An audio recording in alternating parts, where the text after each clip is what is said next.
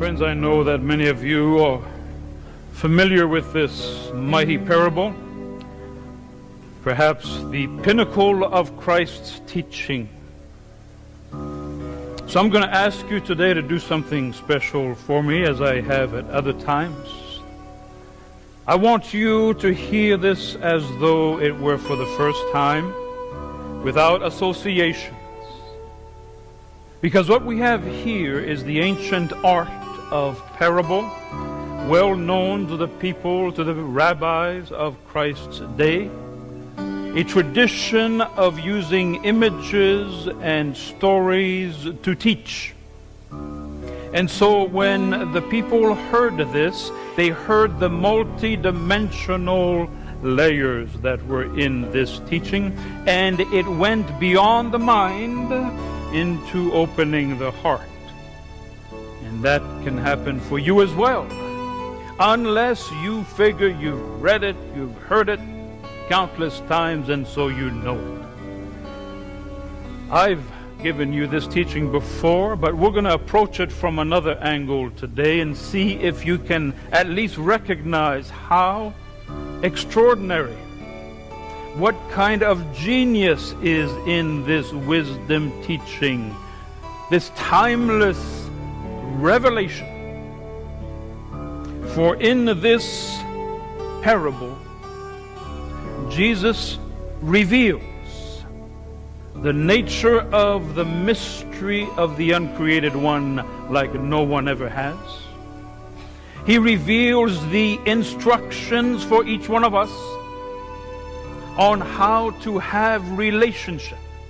All this combined in what seems like a simple story. So we have to decode it. We have to know what he meant in the first century and why he was saying this, and then perhaps an explosion will happen for you.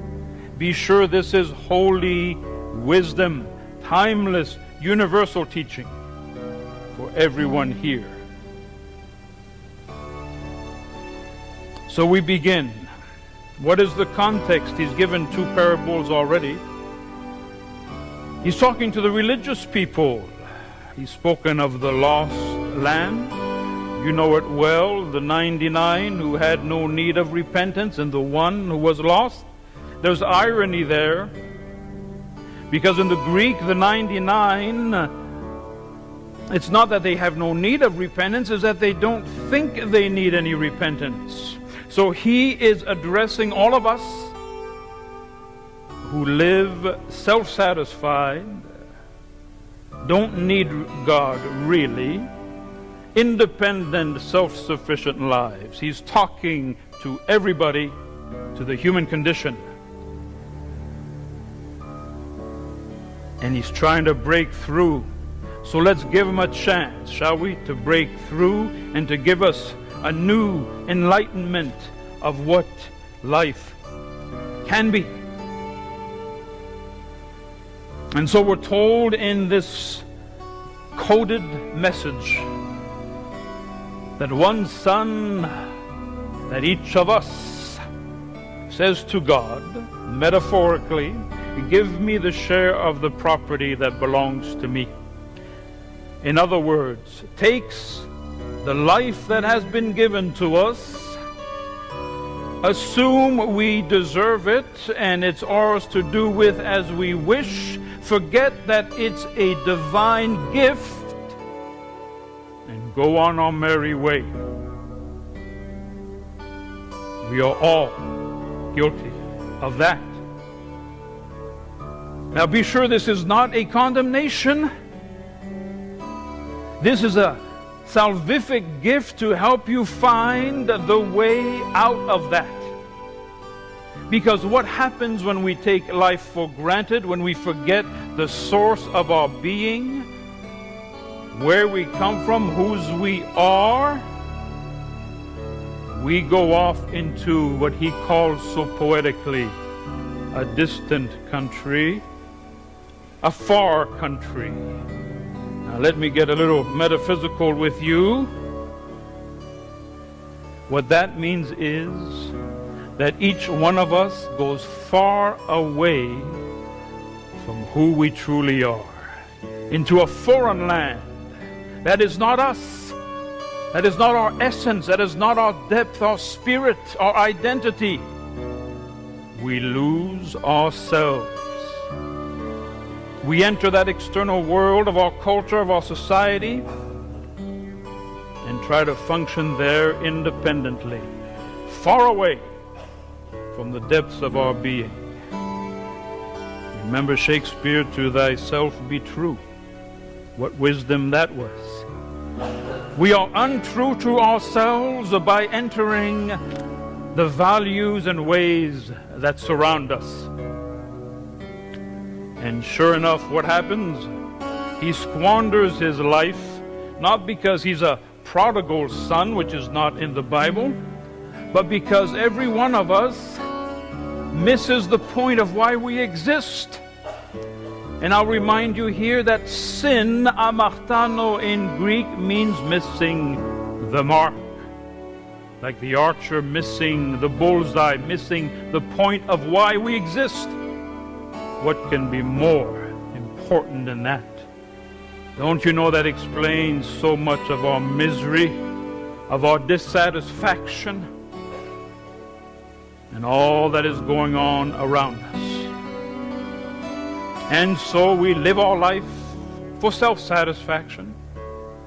The ego becomes our God. We try to make a success of things on our own. And what happens? Now, stay focused on this wondrous, mystical poetry. A severe famine covers the land. Friends, how many of us have known spiritual famine, utter desolation in being fed in such a way that our spirit can find joy? You just heard our choir sing. Choir, I hope that made you happy, singing that song. You can't sing that way and not be happy, right? I hope it made you happy. And this parable is about how do you get happy like that every day. These teachings are to tell us how to do it. And this is the greatest of them all. So pay attention. Follow the instructions directly from the Holy One. Severe famine. Nothing out there can fill the void in his soul. Isn't that right? Not your bank account, your title, or anything else. Not pleasing other people, nothing. A famine. And so we're told, again in first century teaching, that he goes to hire himself out. And the job is to watch the pigs. That cannot mean anything to us unless we know that the pig was the most unclean animal in holy Israel, that nobody raised pigs in Israel. That's how far away from home he was, because the meat of that animal was used by the pagans for idol sacrifice. So it is a picture of the lowest of the low, of the most gruesome self-betrayal. But it doesn't end there, friends. We're told that he is so desperate in his lack of meaning that he would gladly eat the food of these unclean animals. Yeshua cannot be more graphic, and we must understand it in the context of the world he is speaking to be happy to eat the food of the cursed animal. The rabbis say, cursed is the one who works with pigs. It's simply a picture of what? Hitting rock bottom. I'll bet a few people here have hit rock bottom once in a while, have found themselves in a place of hopelessness sometime in their lives. have entered a darkness out of which they thought they could not get out. This is a story of one who has so separated himself from his spiritual identity, from the reality of God, that he has gone to the farthest ends of barrenness, emptiness, cursedness. Like so many in our culture. Why is our world so vulgar and violent? Because they are eating the husks of the pigs. And those husks also represent what the external world has to offer. The fancy car, the good job, all those material things we think will make us happy are just husks, unable to satisfy the depths of our being. We have to recognize, as the philosopher says, that it is when life is leading us nowhere that it begins to have meaning. When we see the lies of our secular culture and what it considers important. And now comes the specific instructions of Yeshua for each one of us. Embedded in this teaching, he has reached rock bottom. It couldn't be worse, it couldn't be more miserable and empty of meaning. And we're told he came to himself. In the Greek, he came into himself. He remembered himself. Have you ever had such an awakening of remembering that you're a child of God, child of the universe? You're not a business card, a social security number, a taxpayer, somebody's wife or husband. You are child of God. He remembered his deeper self in the midst of this desolation. And in that moment, he realizes how low he has fallen by living that life without God, that self-sufficient, independent life cut off from the source of life itself.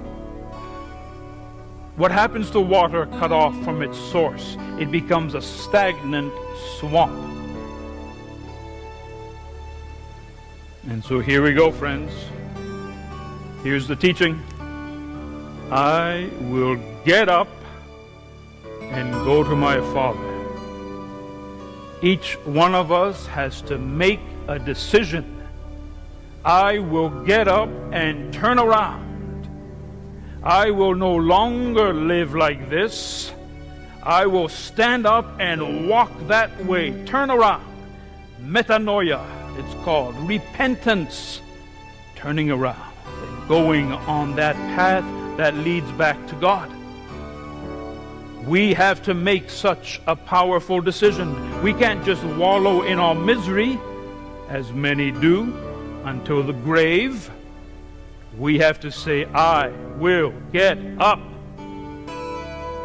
I will search and I will find. And I will say to my Father when I find him, Father, I have sinned against you and against heaven. What does that mean? Knowledge of our condition. Humility. Recognition of what we have done to ourselves by allowing the ego and pride and vanity and all that takes offense and all that wants power to rule the roost instead of being dwelling places for the holy.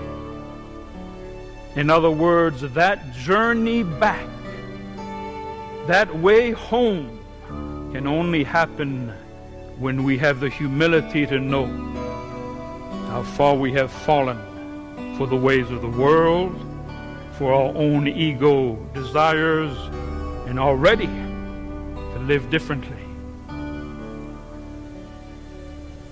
I am no longer worthy to be called your son. That is self-knowledge. That is our conscience seeing our mistakes all at once and knowing that that is all we can say. I don't even want to be considered your son anymore, your child. Let me just be one of the stable people. I'll just work the land for you. Just take me back, for there is nothing else but you. So he set off, and went to his father. That is the picture of the spiritual journey. We have to get off our lazy buns and set off. We have to find the books and the people and the places that will teach us and guide us towards that which is truly ours. Instructions can't be done any other way. It doesn't come with magic fairy dust or with getting a membership. It comes with setting off on a journey. And now the ultimate revelation that you will not find in any teaching anywhere but from Yeshua, the Anointed One. While he was still far off, while each of us is still lost in our mistakes, in our bad habits, in our bad moods, in our inabilities to become the best of who we are, to return to that place, that self that we once were as children, before life wounded us and confused us, before we get anywhere, just because we have started back while we are far away from being who we ought to be. His father saw him. Now, friends, the reason the Holy One sees you on the horizon is because God has been watching all this time. God has been waiting for you all this time. God's heart has been burning for you all this time. Do you hear this picture of the Holy One given to us, revealed to humanity by Jesus?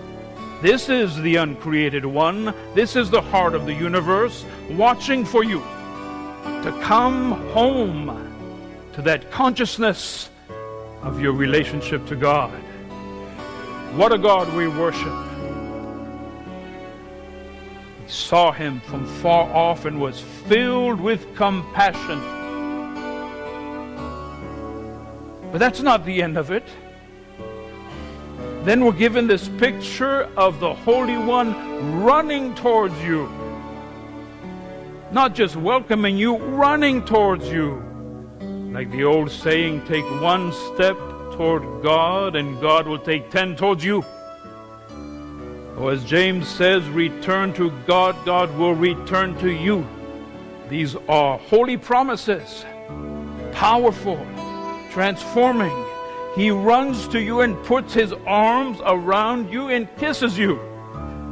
You and me, who don't deserve any of it, who know very well what we've done and not done and left undone, and yet we are loved. We are the delight of God because we have set off to come home. And the Son speaks his truth. I am not worthy to even be your son anymore. But he's cut off. All of our guilt, all of our self-awareness is cut off. The Holy One in ecstasy says, bring the best robe,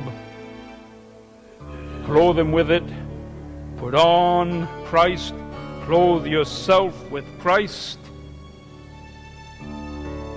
Put on the ring. What is the ring? You all know I do lots of weddings. What is that ring? It is the sign of relationship, of intimacy, of commitment and love.